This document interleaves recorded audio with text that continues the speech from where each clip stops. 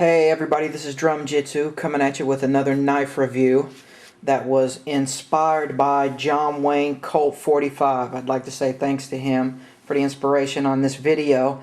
I had originally recorded a video response to him and featured this particular knife on it as my favorite all-time fixed blade. And he showed a particular interest in it, so it inspired me to record another video and talk about this particular knife that is so dear to me in detail a little more. So I'd like to start off by saying it is an authentic German Luftwaffe World War II Dagger that was captured in France by my father. He served with the 106th Cavalry in 1944. He entered France shortly after D-Day, about 3 weeks after D-Day. He entered France with the 106th Cavalry and was there until the end of the war. He saw a considerable amount of action in France and Belgium. He won 2 Bronze Stars and 1 Purple Heart, and he brought this knife back with him from the war. And it's been in my family ever since. I remember this knife when I was a kid, and it's been in my family longer than I have, as a matter of fact. So that's a little bit of background history on how this knife came to be in my possession. It was captured by my father. A little more detail about the knife. It is a Luftwaffe dagger. Now the Luftwaffe is the German Air Force from World War II, and it was commanded by Hermann Goering. And Hermann Goering was a World War I ace, and he had somewhere in the neighborhood of 22 kills. So he was in charge of the Luftwaffe, and this was a dagger that was issued to officers and high-ranking NCOs. Now this is actually what's referred to as second model. And the second model dagger, they began issuing it in 1937.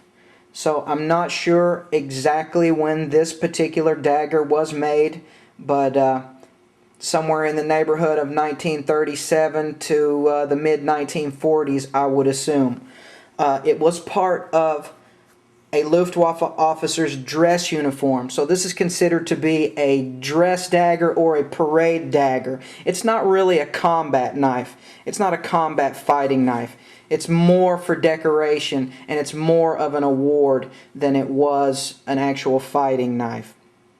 Now, let's talk about the blade itself, the knife. I want to start with the handle. This pommel is removable. It screws off, and some of the detail on the pommel, these are oak leaves as a matter of fact, and there you can see a little bit of detail. Those are acorns, and the pommel is made out of aluminum, and of course it's got the swastika on it. It's very ornate. There it is. Oak leaves and acorns, and I would assume that represents strength of the Luftwaffe. This is what's referred to as a stacked tang or a hidden tang design, because the handle actually consists of 3 pieces. There's a ring right there with the oak leaves on it, and here's the handle part, and this is another ring. This is a separate ring here, and this pommel screws onto the back of the knife. So this tang is not actually fixed to the blade. That's another reason why it wouldn't make a great combat knife. This handle is made out of a celluloid material, which is like a plastic. They call it celluloid. And as you can see in the grooves, this is aluminum binding that's in the grooves here. It's actually a very fine little serrated coil. And it's soft. It feels almost like material, but it is actually metal. There you can see the coils, kind of like a guitar string made out of aluminum. It's like a wound guitar string, but this cord, or this binding here, is actually made out of aluminum. And so is the crossguard. The crossguard's made out of aluminum. And as you can see, it's got the eagle design on the crossguard, and the eagle is clutching a swastika. And this is what's referred to as the mobile swastika design. Collectors refer to this as the mobile swastika design. An eagle clutching a swastika pretty much refers to mobility of German air power. On the back here we see what is referred to as pebbling. That's a pebbled design, and it is in aluminum. Oh, we got some more oak leaves there.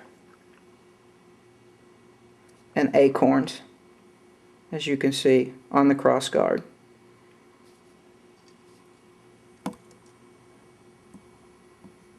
Very nice detail on this. Very ornate.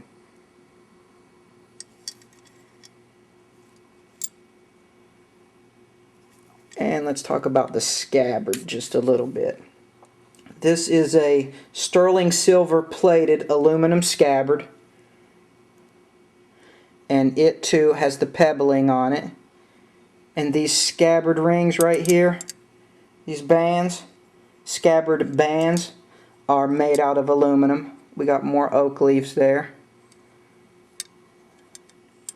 These rings are what is used to fix it to a belt. Now there is a part of this knife that is missing, and that would be the belt clip. There's two material-like suspenders that are attached with a single clip, and two suspenders clasp this blade here, clasp this scabbard, and that's how one would attach it to the belt.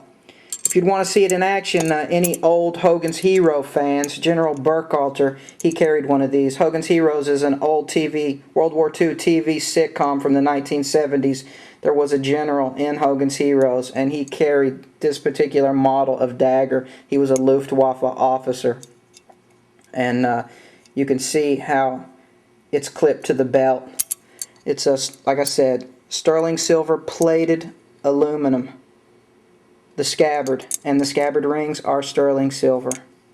More pebbling, and then here at the very bottom we have some more oak leaves and some acorns. A little bit of detail at the very bottom of the scabbard. Same on the reverse side.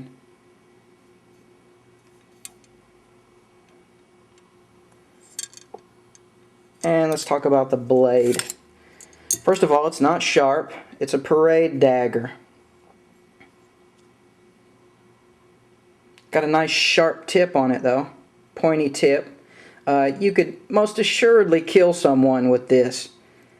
Definitely. You could hurt somebody with this, although the edges are not sharp. Not sharp at all. And the blade is nickel plated steel. Stainless steel.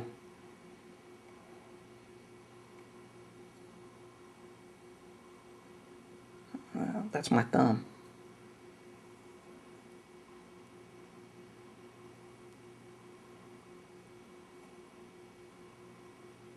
And let's talk about the markings that are actually on the blade. It says, let me get a good angle here, SMF Soligen. SMF is the name of the factory, the name of the company or firm that manufactured this blade. And this is what's referred to, this right here, let me find it, that is referred to as the Sitting King design. And that was part of the SMF logo. That's their trademark. Just like K-Bar or Case has a certain trademark. Spyderco has their little spider. That's the SMF logo. Soligen is the town where the factory was located in. Now Soligen is a city in Germany, west central Germany, that's noted for its cutlery. So that's where this blade was manufactured. Somewhere in the early 1940s. Now if you can see real close there, I don't have a pointer, real close right there, that little design. It's called the stick bird. If you can look close, you can make out a little bird's head and two wings coming down. This is what's referred to as a stick bird etching. And it's got a little number 5 in the middle of it. And what that is a Waffenamt stamp. That's Waffenamt. I hope my pronunciation is accurate on that. Waffenamt stamp. And that number 5 represents one particular officer. And under that officer, he had a group of about 10 quality control agents that worked with him. That number and that particular stamp was assigned to one particular individual, which meant if he left the factory for any reason, that stamp went with him. Even if his team stayed behind and continued to work there under another officer, they would quality control using a different stamp. This stamp was assigned to one single individual, and that's the stick bird with the number 5, an SMF Soligen stamp with a sitting king design. I do also want to mention that I forgot to talk about, on the throat of the scabbard here, this is metal, aluminum, on the throat of the scabbard are 2 little flush mounted screws that hold this in place here. So that's also present. And one other decorative aspect from the handle is called a portapee.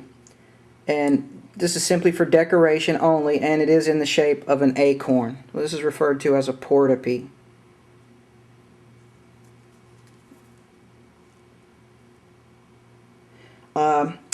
This knife, you can buy these on the internet. You can buy anything on the internet. These knives go from, I've seen them anywhere from $395 for some real crappy beat up ones, all the way to, $8,000 for mint condition, pristine condition. For the most part, these knives generally fall around the $800 neighborhood. So this is about an $800 knife here. And or between 5 and 8 is the average going price for a knife in this kind of condition. I would probably say on the more towards the lower end of 5. It's got some discoloration, and it's definitely not mint condition. But the blade is in great shape, and everything is in great shape. It is missing the belt attachment, but all in all, it's a wonderful knife, and I love it a lot. It's a very important part of my collection. And I would like to say thanks again for John Wayne Colt 45 inspiring this video and showing interest in something, a knife that is very personal to me. And I hope this was an entertaining and informative video to all the knife guys and history buffs out there. And this is Drum Jitsu signing off. Thank you very much. Out.